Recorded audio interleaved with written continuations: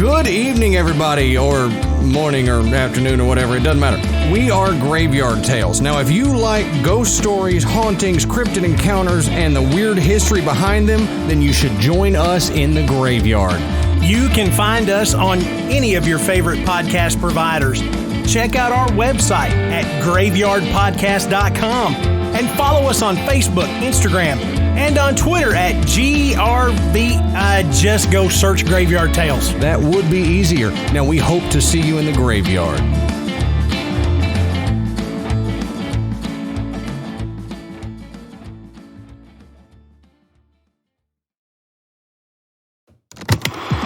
Westside Fairytales is a dark fiction and horror podcast. The story you are about to hear is violent and disturbing. Exercise discretion before listening.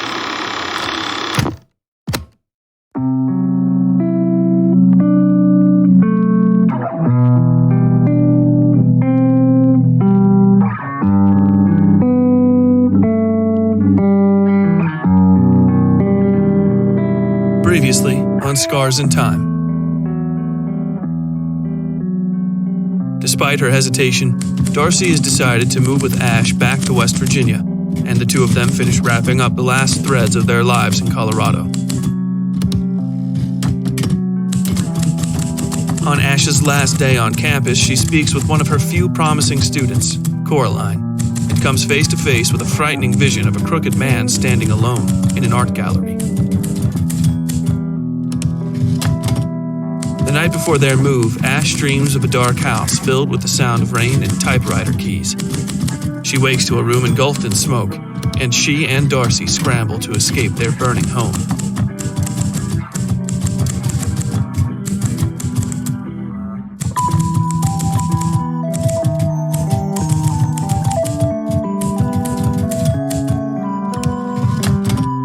Now, without further ado, Chapter 3 of Scars in Time. The Trip.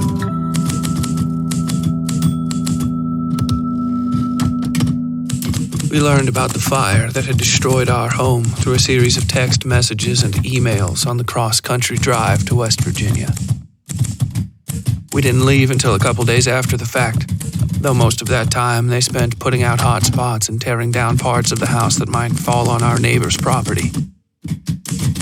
We stayed in a DoubleTree outside of Denver, not sleeping at all the night of the fire and then sleeping for nearly 14 hours from the next afternoon into the following day. We almost missed checkout. The fire started with my laptop. Either the unit itself or the cord had malfunctioned in the night, and from there the fire had spread to the folding table. The table had smoldered and collapsed, and then the carpet had gone up pretty quickly. The carpet in question is a fairly flammable variety that's generally prohibited from sale. The report from the fire inspector read. Once it caught, the fire progressed quickly into the bookshelves on the walls and then into the walls themselves. The report continued to detail the spread of the fire into the kitchen and a few other rooms, as well as how the layout of the house and the surrounding neighborhood prevented the firefighters on scene from stopping the blaze before it completely gutted the home. They included pictures with the report. Most of them were of blackened surfaces I only barely recognized as parts of my home. The island in the middle of the kitchen was miraculously untouched, save by a smattering of ashes. Our bed was destroyed, but the wall behind it was fine. The laminate on the headboard had bubbled off into a pool on the floor, which you could see through the blackened inner springs of the mattress. The office itself was completely gone, with only the charred bones of the wall studs remaining like some boxy ribcage. The metal frame of the collapsible table stood as though nothing had happened, though it was completely black. The chair I'd been sitting in just hours before the fire was an unrecognizable lump of scorched nothing, sitting on a concrete floor covered in strings of melted plastic and ash. At the center of it was my laptop, warped but still recognizably open and facing the remains of the chair.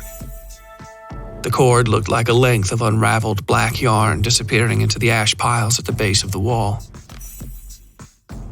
"We can get you a new one, obviously," Darcy said, glancing over at me as she drove. Our Tesla's engine was a low humming compared to the wind roaring through the window beside her. We were on I-70 now, hurtling toward Kansas City and places east. Despite her going about 80 miles an hour, she still kept the windows down when she drove. I looked over at her, blinking against the wind. "It's not that," I said, shutting off the phone. Her phone. Mine had been charging in the kitchen and was now a cracked, blackened lump of digital baklava welded to our kitchen counter. "It's just," I sighed and shrugged. "We have nowhere to go back to now. If we chicken out?" she asked, laughing. "You know, we couldn't really back out anyway. I already have a job there." Her face got a little serious. It was her turn to be pensive now. "A job I honestly have to do." I grabbed her arm and squeezed.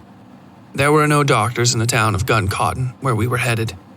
It was the sort of dead little mining town I'd heard about often growing up. West Virginia was small enough that everybody knew at least a bit about every other part of the state, though I was for sure more familiar with Blunt and Beckley and Targrady than with Gun Cotton. Enough to know, at least, that the town had been all but dead until a decade or so back. Somebody had taken the whole municipality over in the early 2000s and turned the place around, enough at least to make it into some sort of hipster, arts and hiking paradise in the mountains. Or so I heard. Rumors still held the place was plenty dangerous and no less affected by the opioid crisis afflicting most of West Virginia. Also, it didn't have a single doctor in a town of some 5,000 or more residents, which meant they all had to travel more than an hour to Beckley for treatment. This was Darcy's chance not just to open her own practice, but to provide medical care for a desperate population. It was something she always talked about, a deeply held dream that, for what I understood of it, was the basis for her becoming a doctor at all. Something she might have done even if she'd never met me. Now it was right there in front of her chance to do something incredible with her gifts. I'd been so swept up in my own selfish horse shit since early summer that it wasn't even something I connected with the town in my mind. To me, it was still just a chance to ride again. A selfish, almost childish goal when compared with the real, physical good Darcy might accomplish in this place. It made me feel small and stupid and self-absorbed, but I squeezed her hand all the same. She looked at me and smiled.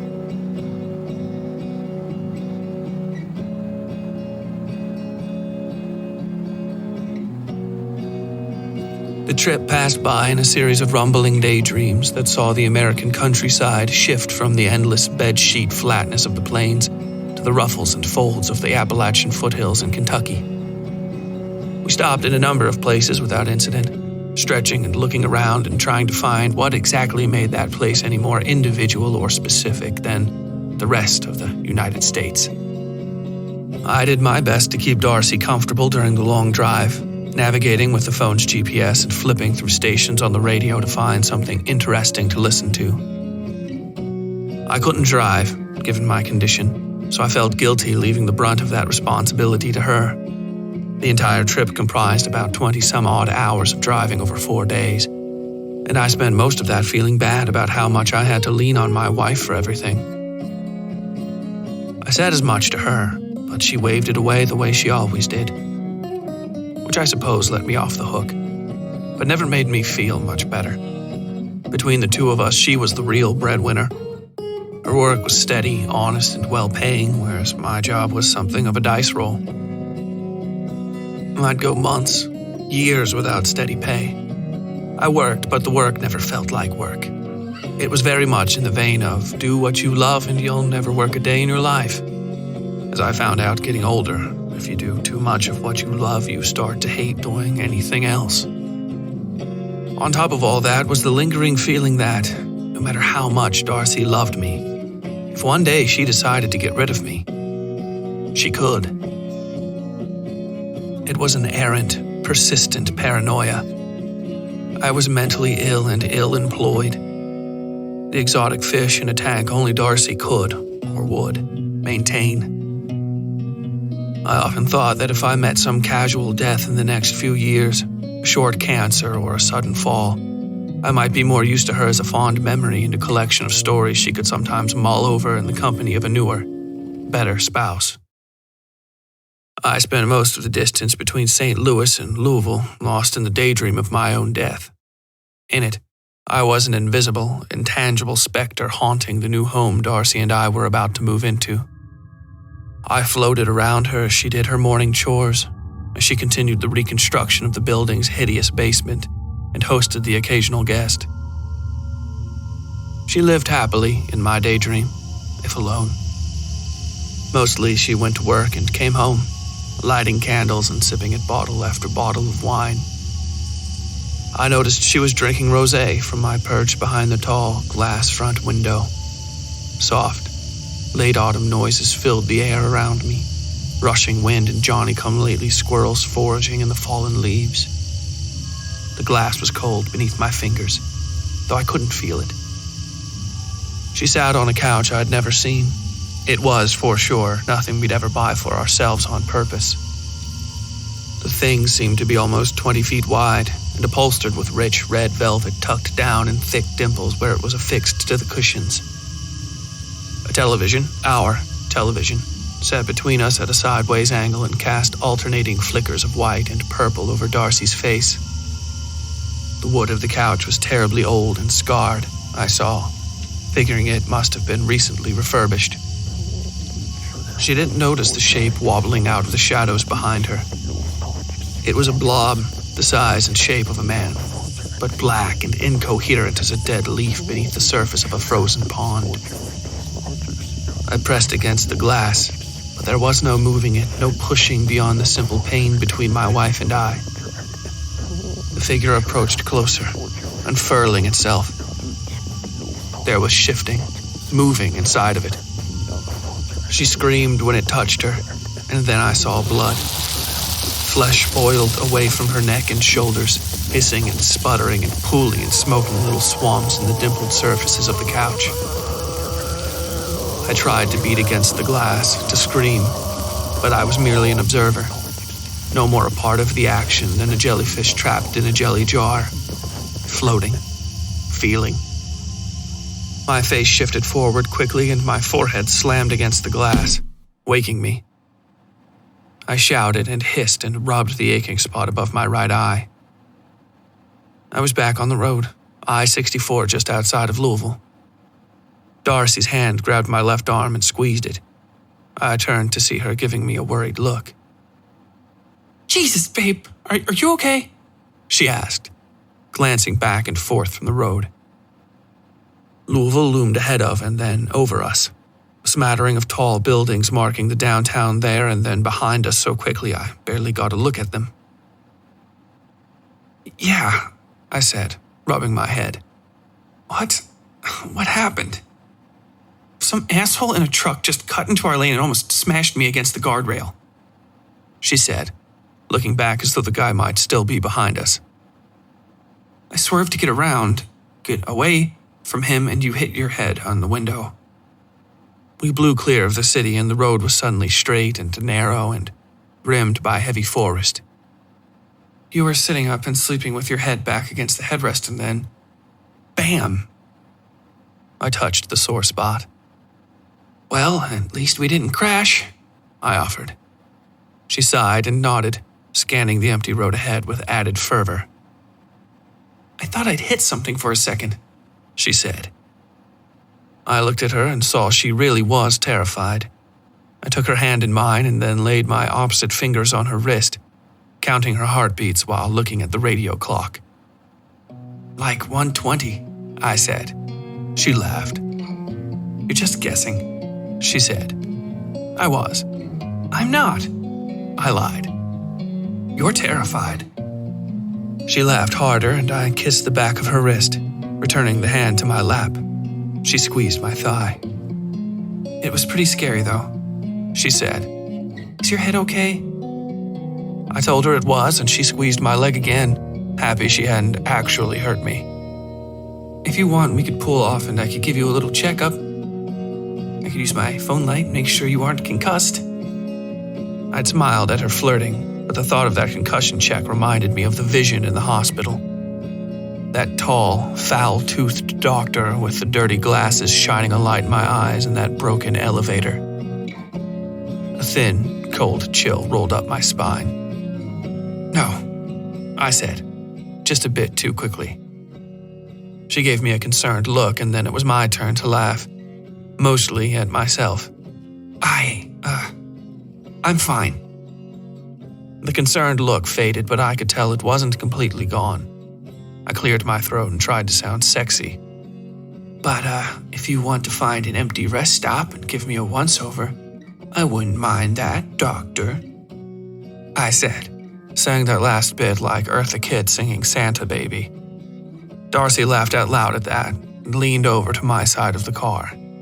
She pulled me close enough to kiss my neck and then put her lips by my ear.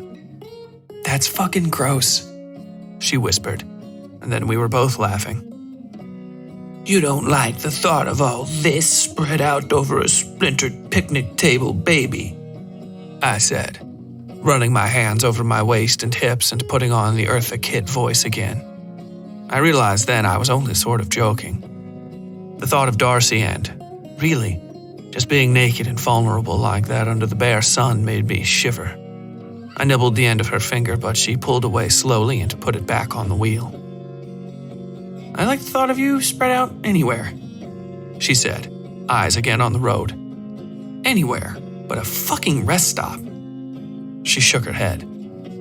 "Ugh. I think if I'd been born in a few decades earlier when the only way you could find someone was rest stops and nasty bars in bad parts of town, I would have just died alone." It was a feeling I'd heard her articulate before, but it was only part true. She would have probably met a partner the same way she met me, striking up a conversation about bad wine in the aisles of a college liquor store. A 1 in 1,000 meeting that had led to the longest relationship of either of our lives, and for sure the happiest. Darcy's real hang-up was just with her own body and her own sexuality. Not being gay, but being sexual at all. She didn't value or view sex the way I did. She liked it to be personal and comfortable and casual. And it's not like I minded that sort of interaction. My preferences were just so broad they could accommodate it.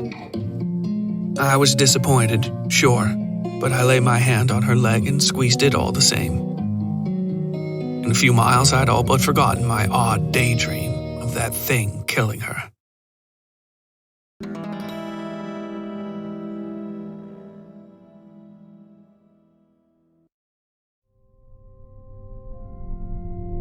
Hello, kiddies. I am your librarian. Hungry for tales of terror? Visit the Wicked Library, where it's always story time. The Wicked Library presents dramatic bi-weekly readings from the newest and best independent authors, read by a talented cast of voice actors, and original music scores sure to haunt your dreams for a truly unique, immersive experience. It's a great way to discover your new favorite authors, as each episode has links to get more of their work.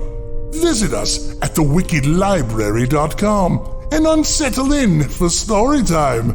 We'll leave the lights on for now.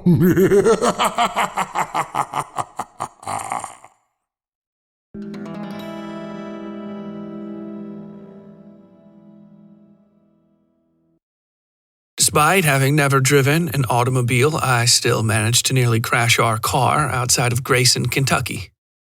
What I'd seen I thought couldn't be real.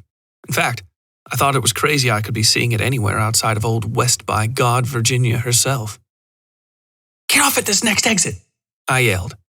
Grabbing Darcy hard enough by her arm, the car jerked a bit on the roadway.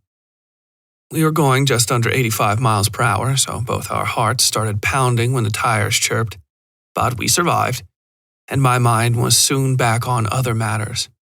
It was about 2 in the afternoon, which wasn't perfect for what was about to happen, but I could live with it. Darcy, God bless her, obliged me and mashed the brakes. We swung off I-64 and I directed her through downtown Grayson, my head slightly outside the window as I kept an eye on the sign in the sky.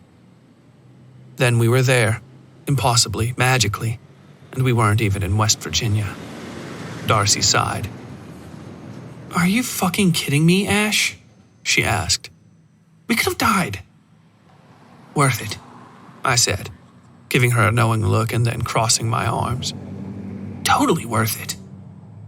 Before us, in all its squat, sweaty, greasy glory, was an authentic, in-the-flesh, goddamn Tudor's biscuit world.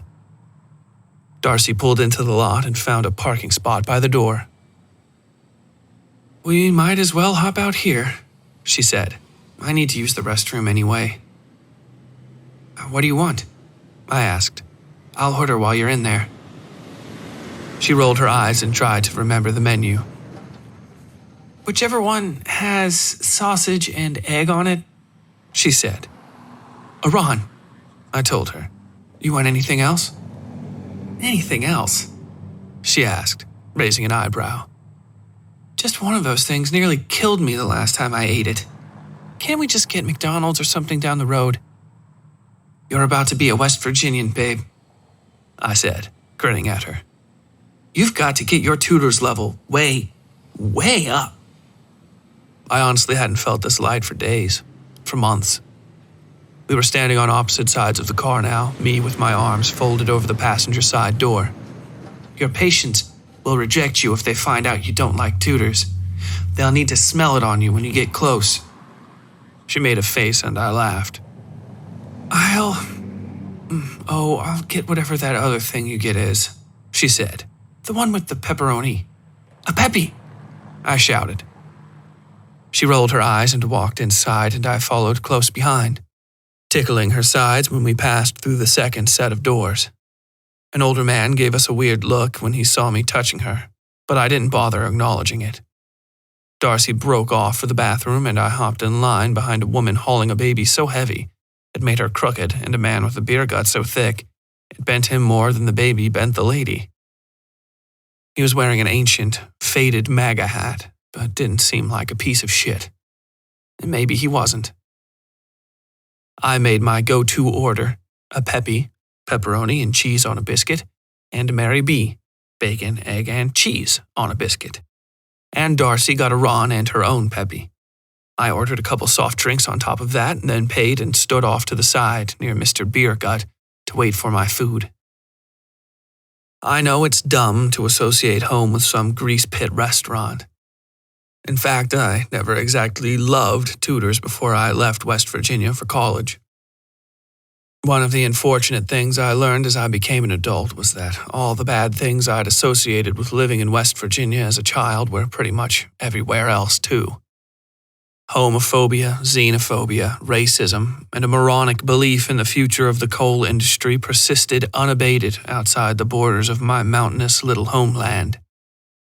In fact, I found that most of that trash thinking wasn't necessarily created in West Virginia, but dumped there by bigots and carpetbaggers with home addresses in places I'd always considered bastions of liberal free thought. New York, Washington, D.C., and the dozens of other major cities I'd end up visiting on book tours were as or more full of bigots, racists, and the unrepentantly greedy than the Mountain State. The only difference between them and the people back home were that West Virginians were comparatively shit poor and too honest to hide their ignorance. The one thing about West Virginia I'd never been able to find anywhere else, other than that feeling you sometimes get when you're on some lonely road and you and the last long bars of sunlight are all trapped together in the shimmering gold and red canopies of a holler in autumn, were those goddamn biscuits. Our tray was on the counter before Darcy was out of the bathroom, so I grabbed it and filled my drink and took a seat by the window. The town outside wasn't much of a town, more of a low, flat collection of buildings and businesses that had accidentally accrued a population and now had to govern itself. Pretty much the basic sort of place you'd run into on most of I-64, the unsung east-west arterial highway of Middle America. A road that starts just outside of St. Louis and runs all the way to the coast, just outside Chesapeake, Virginia. That same stretch of highway cut right through the heart of West Virginia, and I could even see it from my parents' backyard and the cliffs above the city of Charleston, where I was born and raised. I would stand outside sometimes and look down at the highway lights, smoking pot and having adolescent daydreams of just getting on that highway and leaving for what I thought of as better places. The closest I could get as a kid was biking down the mountainside through downtown Charleston with my friends. We'd go anywhere we could on those things, though most of the time we kept to our side of the river. But occasionally, we'd get all the way out to Washington Street on Charleston's east end and eat at the Tudors there by the Capitol building. For the first time since before the fire, I felt the corded strands of air pulling at me and the electric tingle inside my skull. My mouth went dry, and I glanced around nervously, both afraid of what I might see and desperate to find Darcy. Without her to ground me, or at least keep me contained, I could completely detach. The thought of being dragged to some eastern Kentucky jail cell after spooking the locals fully chilled my blood. You might not believe it yourself, but from experience, I can tell you that crazy people and ignorant cops mix about as well as fire and dynamite. I'd never been the victim of any police brutality in my life, thank God. But I'd seen a couple people in this psych ward or that sporting bullet wounds both fresh and old. Even more with ugly, patchy scars on their wrists from being handcuffed to some wall while the police left them to burn themselves out during an episode, or with little crisscross white scars on their cheeks and scalps, the memories of bygone beatings. Some of that wasn't even the cops doing, but other prisoners they'd irritated when the state sent them to jail for disturbing the peace instead of somewhere they could actually get treated. I felt myself being crushed between two parallel fears right there in Tudors, so I tried to just wait it out like a summer rain. I focused on my food and the taste in my mouth, tried to keep myself grounded in reality even as the threads tugged and pulled and cajoled me to fade out, to sink down into the delusion. Like a bad itch, eventually I had to obey, and I looked up. There I was, with my old group of friends, a lot of them now dead, going on 30 years. Marley, Ricky, and, of course, Mike. I was young and incredibly boyish looking, my hair at shoulder length because I was both too embarrassed to grow it to the conservative, girly length expected of me and too chicken shit to just cut it short like I wanted. Marley and Mike sat on the opposite side of the table, and Ricky was beside me against the wall. They were all talking about some banal shit, this girl or that, sort of subtly ignoring how interested I was in what they were saying. Mike especially was being vulgar, trying to get a rise out of me I didn't know I was supposed to give, and actually looking a touch frustrated when the nasty shit he was saying didn't get a response. Like Kathleen Polsky, He said. did you guys see her doing those stretches in gym class? We told him we hadn't, because he was the only one who had a gym period with Kathleen Polsky. So, if we do the one where you sort of put your butt up and your hands out, He gave a half-assed demonstration. and the other chicks in class would be all, ooh, they keep their back straight and their butts kind of down, you know? But Polsky, fuck, dude, her back would curve like this, so her ass was just like floating above her knees, man. He put his hand on the table, bending his fingers so that his wrist became Kathleen Polsky's mythical backside. When a girl can bend her back like that, that's how you know she likes it from behind. He said, raising his eyebrows to Marley and Ricky. Ricky laughed and Marley cleared his throat, but I could see the younger me thinking about that claim, shifting in her seat and trying to hide how she arched her back by stretching at the same time. I could see Marley staring at the younger me's chest while my eyes were up on the ceiling. Mike looked too, though his eyes were more discreet. Ricky just played with the crumbs on his wrapper, gathering them into a pile he could pinch and then drop into his mouth. I don't know if that matters. Younger me finally said, shrugging. I don't see what it would change. All the boys looked at the younger me then, and she laughed, giving them all a stupid expression. Like, nothing changes down there if you can arch your back a bunch. She shrugged, feeling a touch stupid for sharing. What? Well, what do you know anyway? Mike said, waving his hand at the younger me. She glared at him for a second and then shook her head, bailing on the conversation to spend more time with the Peppy she'd ridden all the way from South Hills to eat. I remembered this conversation, even some of the trip that had led to it.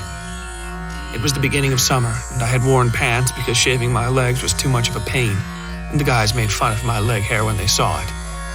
Then they'd always make fun of Mike's leg hair, which was fairer and far more sparse, reminding him that he was the biggest girl in the group. Then he'd be mad at me for the rest of the day. His baggage had led me to nearly sweating to death in mid-80-degree heat. I watched the younger me take a napkin from the table dispenser and wipe her forehead. She dropped the sweaty napkin onto her tray and finished the meal, leaning back again and accidentally showing off the 2 distracting lumps of fat beneath her shirt. She didn't notice, but Marley did, and so did Mike.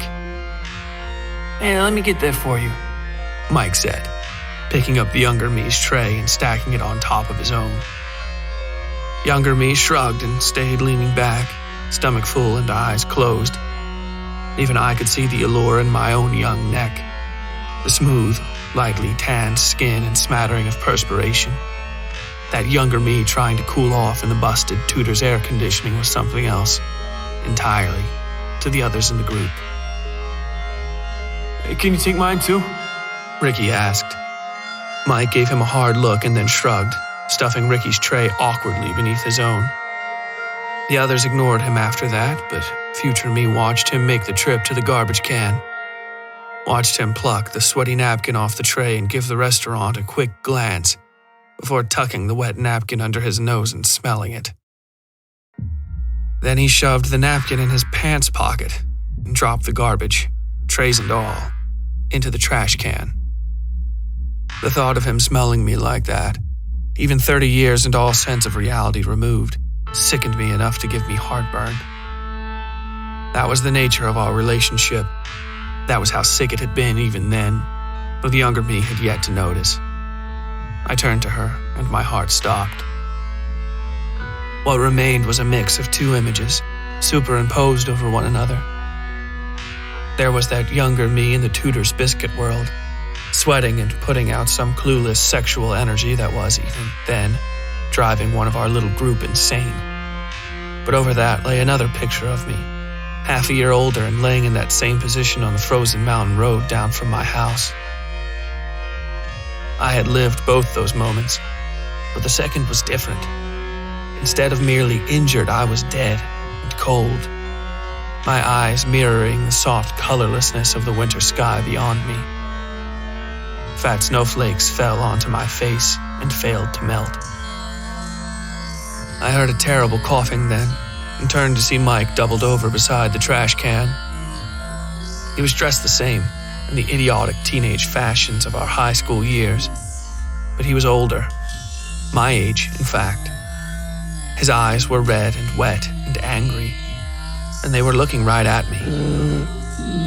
He started moving toward me, coughing with his hand clasped over his mouth.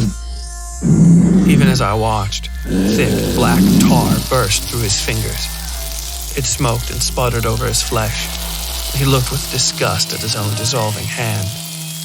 But it didn't slow him a bit. He simply tried to clean it by flicking his fingers to the side, which had the effect of degloving him down to the bone. The flesh on his fingers and most of his palms slid off clean, spattering over the table beside him. Mr. Beergut, who I'd been in line behind earlier, didn't seem to notice the trail of smoking gristle now eating into his face and the sandwich he was biting into.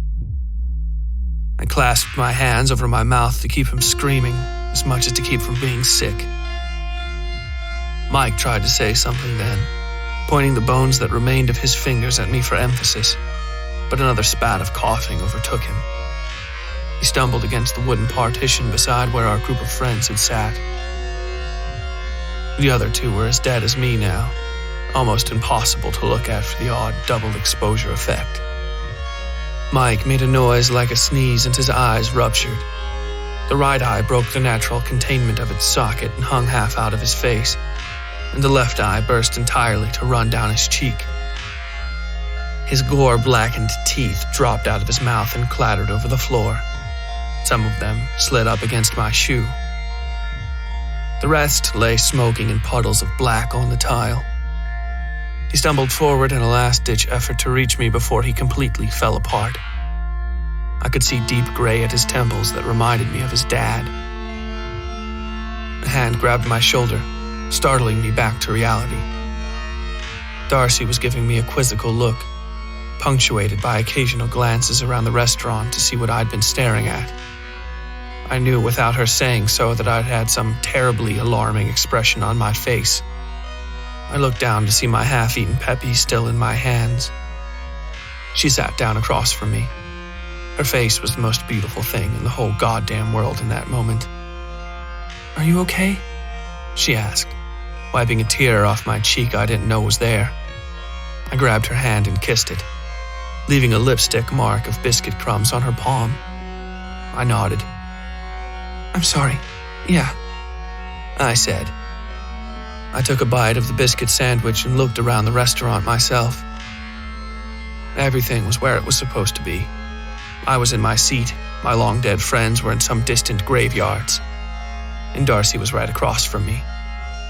I had Peppy in my hands and it tasted delicious. What else did I need? "I'm okay," I told her. And even now I wonder if we both knew I was lying.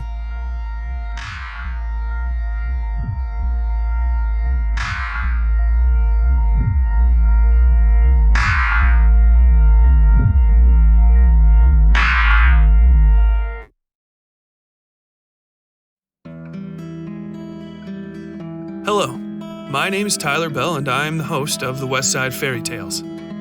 For better or worse, this operation is basically a one-man show. I do all the writing, reading, editing, music, and the various other production aspects. Yui Breedlove does all the wonderful episode art you see online. If you're enjoying this episode, please consider compensating us for the experience. Anything, even just $1, lets us know that you believe the Westside Fairytales is content you appreciate. You can donate to our efforts directly through the PayPal link on our website, westsidefairytales.com, or by pledging to support us on Patreon. For just $1 there, you'll get access to these episodes without ads like this, and for $5 or more, you get access to members-only content, including fully produced ebooks of the episodes and behind-the-story lore episodes. And, at $10 or more, we'll start sending you special merch packs and a whole lot of other stuff.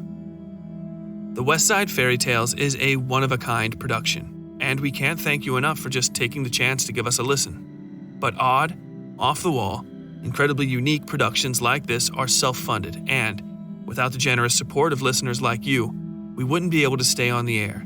So, please consider keeping great horror independent and supporting the Westside Fairytales today. Thank you, and, as always, stay safe out there. Now, back to our program already in progress. West Virginia was just as I remembered it, because West Virginia never changes. We passed through the outskirts of Ashland, a collection of white refinery towers and tubes and pipes that looked like somebody had replaced most of what you could see of the river valley there with the surface of the Death Star. Then came the sign, wild and wonderful, West Virginia, and I was home again for the first time in over 10 years. The last visit had been after my father's death. He'd followed Mom by just a handful of months, and I'd flown in to pay my respects amongst a handful of extended family that recognized me, mostly, from book sleeves and television appearances. I'd said some lovely things at both funerals and meant them, and had never bothered going back. I'd never actually driven into the state from this direction before, and it was crazy to me just how well defined the border is between West Virginia and everything else. The entrance out of Ashland is a bridge that winds up from the valley and never quite stops winding from there. The road twists and drops and curves around hills and skips over valleys bridge by bridge. After the long, barely sloped roads of middle and eastern Kentucky, all of that being 70 miles an hour, you are suddenly forced to pay strict attention to your whereabouts. The speed limit drops to something around 60, I think, in the areas around Cerrado and Canova and Huntington. But people only slow down if they feel like it. Mostly they just drive with a feel for the road, going 55 uphill and cracking 90 on the downslope. Everybody else huddles into the right lane until they're too damn sick of sitting behind semis, and then they're out there in the left lane too, suddenly feeling like Formula One drivers in their Sonatas and Priuses and Civics, cutting corners wide and feathering the gas like old pros. There's a tightness to everything as well. All the occupied spaces are in the haulers tucked between the mountain ridges or spilled out across valleys like steel and brick flowers blooming in the sun.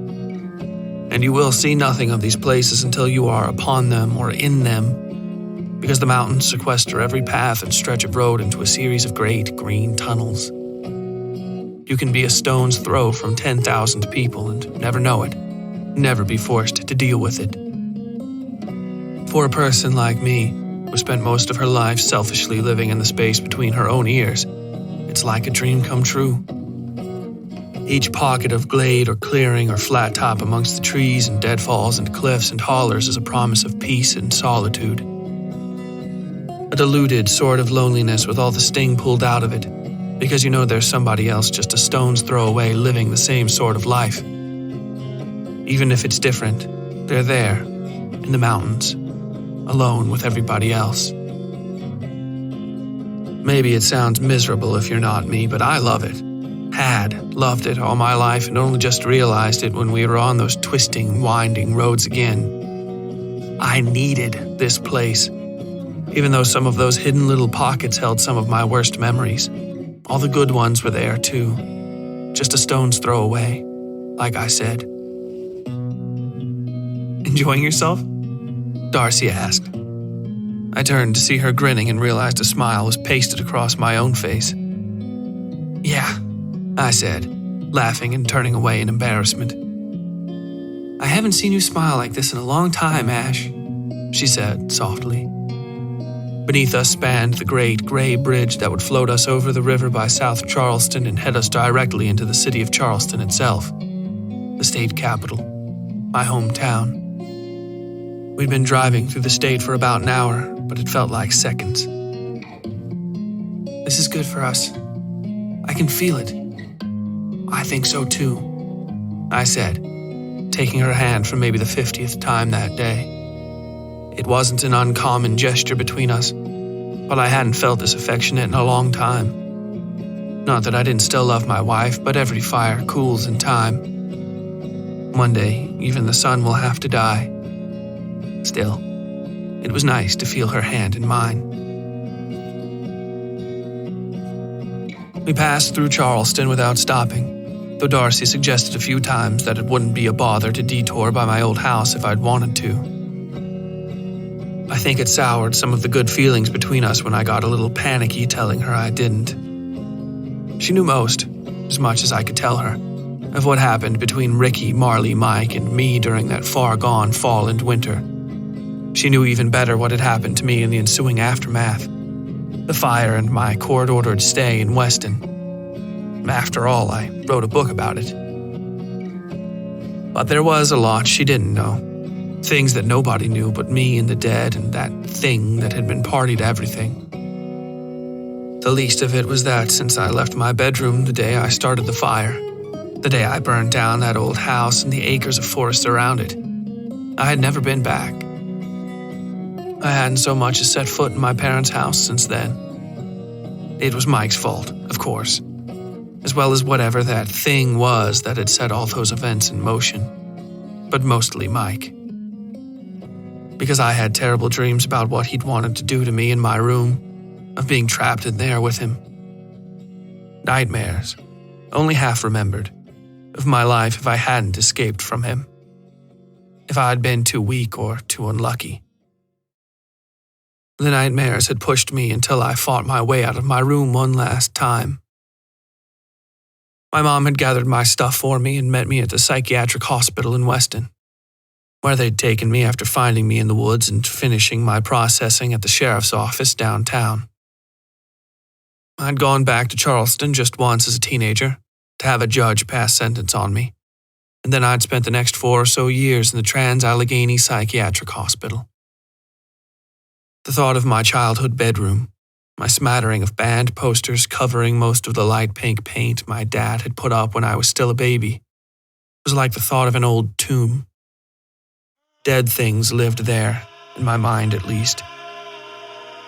I could see the younger version of myself looking at the closed bedroom door and thinking about all of what could have been on the other side of it if it weren't for Mike. Mike in that fucking house. My good mood didn't sour so much as neutralized as we drove through the deepest parts of West Virginia toward this town I'd been thinking of for months now. It's odd I haven't brought it up yet. We did do a fair amount of house shopping before deciding to move. I'd wanted to live in some secluded hilltop house with a couple of bedrooms, a couple of bathrooms, and a back porch you couldn't see unless you were either on it or looking down from an airplane. Darcy had gotten a gentrifier's itch and wanted to rehab some old place in keeping with the spirit of revitalization that everybody always seemed to go on about when talking about gun cotton. There had, apparently, been some terrible post-industrial accident in the town nearly 20 years back, and the reconstruction was still going strong. Post-industrial accidents, for any of you from states where regulation and oversight aren't curse words, are industrial accidents that happen after the industry has died. In the case of gun cotton, some old mine had collapsed and killed several people, and then still others had gotten terribly sick afterward. It was the only sort of blessing in disguise you'd ever get in West Virginia, because the lawsuits and cleanups that followed somehow managed to turn the area completely around. You could even sort of see the difference just driving into the place. The sun had started to set by the time we passed the town's welcome sign, which didn't actually say welcome or really anything at all except gun cotton. Those 2 words were just metal cutouts, nice ones, affixed to a chain link fence along with 8 or 10 little circular, triangular, and rectangular plaques, all apparently representing the local Kiwanis chapters and the like. We drove past the sign, a lone gas station sitting outside of town, and over a long, new-looking bridge that curved over top a mostly shallow riverbed. Then we were on the main street, trying to find our way through a sparse crowd of people wandering around between food stalls and drinking beers from plastic cups. Jesus, where do we go? I asked. Darcy shrugged and pointed. That way, as far as I know, she said. I looked around. The bulk of the city rose to the right up shallow foothills that ended in a flat, brown mountain face. The buildings around us were all pretty basic, bars and shops and a smallish department/grocery store named Ellison's. The largest building was, by far, this great, ugly white block of aluminum siding with lettering over top that read, Chatterley Brewing and Bottling. I'd sort of heard of the company, though I hadn't realized they were based here. You could smell the beer being made, a strong, though not entirely unpleasant, odor.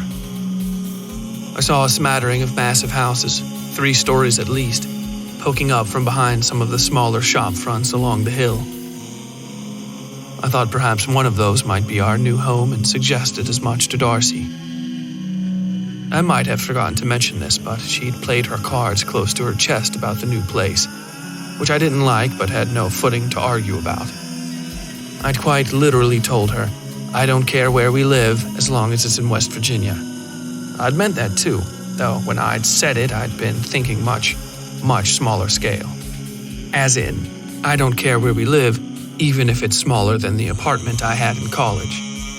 Since that small blunder on my part, Darcy had somehow managed to find something she'd only told me was big, old, and in need of some serious TLC.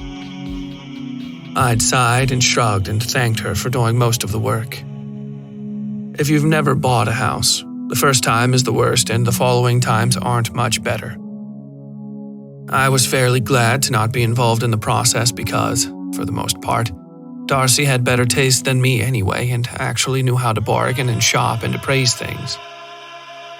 No, those aren't it. she said.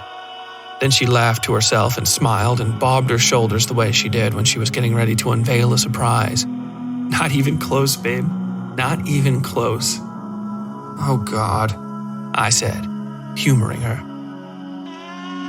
She smiled at me and quickly turned her attention back to the people in the street. Most of them just smiled and raised their beers before shuffling out of the way. I thought it a bit odd they didn't have the street shut down, but I couldn't really even think what they might be celebrating. Then we were through the crowd and parked at an odd, wide intersection at the base of the hill. There were train tracks there, but oddly enough, only on the massive incline to our right. When I looked up, I saw 2 red and green cars slipping by each other, going in opposite directions along the slope. The Gun Cotton Incline, Darcy said. She really had done all her homework. They apparently just got it back up and running again. Pretty cool, huh? Yeah, I said. I had a sinking gut feeling that one of the cars would suddenly break loose, soar down the hill, and smash us into the side of the brewery. That was the only building left beside us. That, and an oddly shaped platform I realized was the station for the incline. Ahead of us was a simple concrete bridge, also fairly new-looking, and a dark neighborhood shaded over with dozens, maybe hundreds of huge, ancient oak trees. Incredibly, most of their leaves were a dull, steely gray color. Or, once I thought about it, more the color of polished lead. Signs beside the bridge read, Old Town Gun Cotton, admittance to residents only, or by appointment. I looked at Darcy. She smiled at me, and then we drove across the bridge.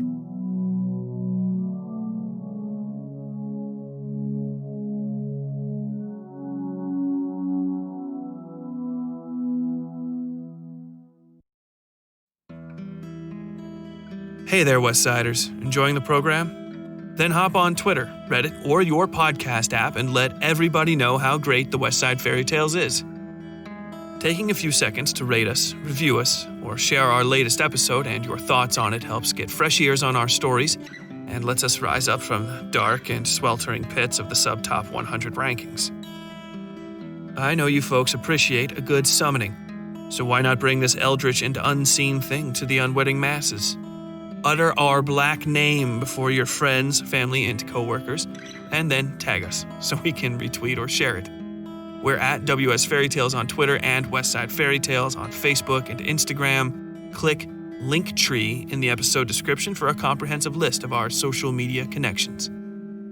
You can also send us an email at westsidefairytales@gmail.com. If your inner circle of living people are too undeserving of the Westside Fairytales, you can join our little cult, the Westside Fairytales Horror and Lit Club on Facebook. We talk about the episodes, books we've been reading, horror news, and all sorts of stuff, so pop on by. Thanks again for listening to the Westside Fairytales, and don't forget to give us a review on your favorite podcasting app after this episode. Now, back to our program, already in progress.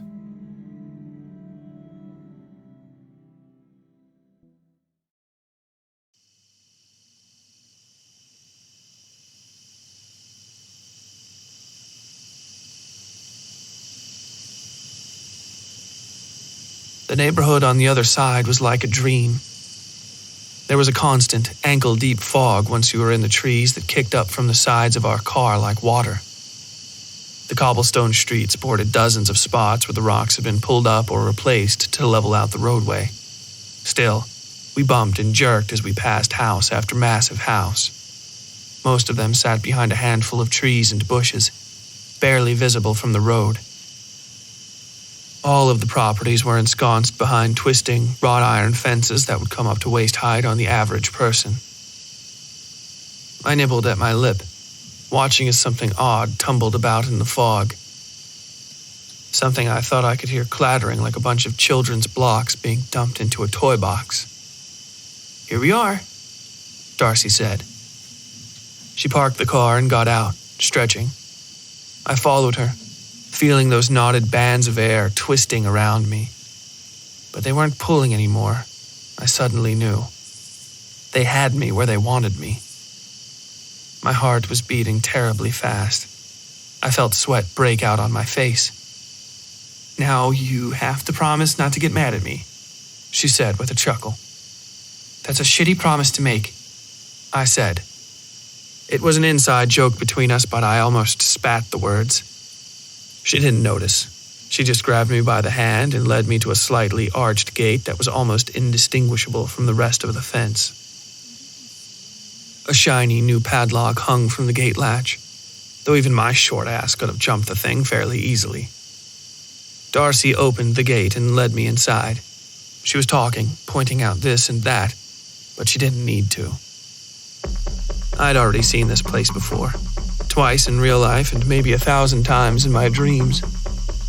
My eyes moved over every detail, the tall windows, the madly rising floors, the teardrop-shaped walkway leading up to the door, and the little statuette of a fat man holding an umbrella inside of it. Then I looked all the way up to the very top where I knew the tiny 5th floor garret was, and I imagined myself as a young woman looking down at this older and more ragged me. But what I saw was nothing but pure darkness. The windows were black, and the black was growing, expanding. It slipped out of its confinements in that small attic space and spread out over the world, leaked down to me and my wife. I felt myself stumble as the darkness reached me, and then everything was darkness. Everything.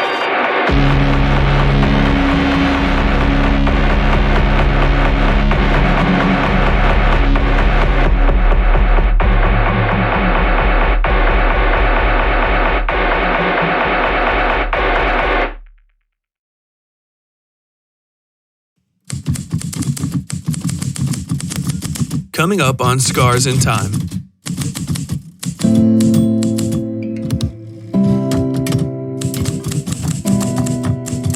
Darcy helps Ash pull herself together after a particularly bad episode. Ash's visions are growing more vivid and more obtrusive by the day, coalescing with a life-changing moment of self-destruction. I hope you'll join us next time for Chapter 4 of Scars in Time, The Town. And until then, as always, stay safe out there.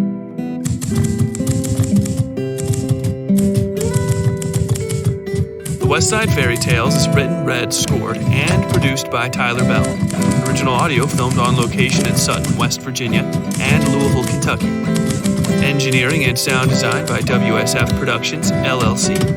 Episode art by Yui Breedlove. All content herein copyright 2020 WSF Productions, LLC.